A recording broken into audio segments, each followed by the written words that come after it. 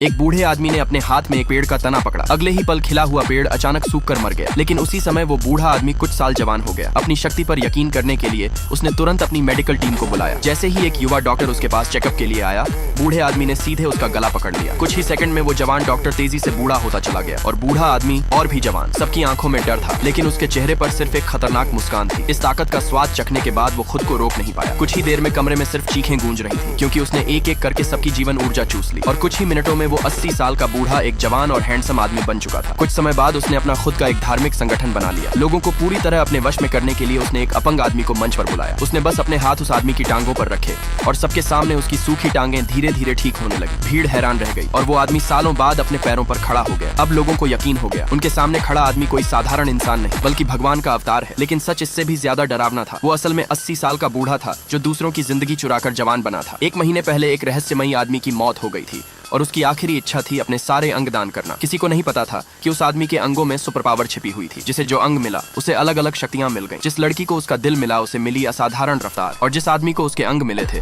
वही अब इस नकली धर्म का नेता बन चुका था। जब उसे पता चला कि और भी लोग हैं जिनके पास शक्तियां हैं, उसने एक चाल चली। उसने एक भव्य चैरिटी गाला आयोजित किया ताकि सारे सुपर पावर वाले लोग खुद उसके पास आ जाएं। और जैसा उसने सोचा था, उस रात कई खास मेहमान उसके जाल में फंसने वाले थे। आगे क्या होगा, पार्ट 2 देखने के लिए सब्सक्राइब करें।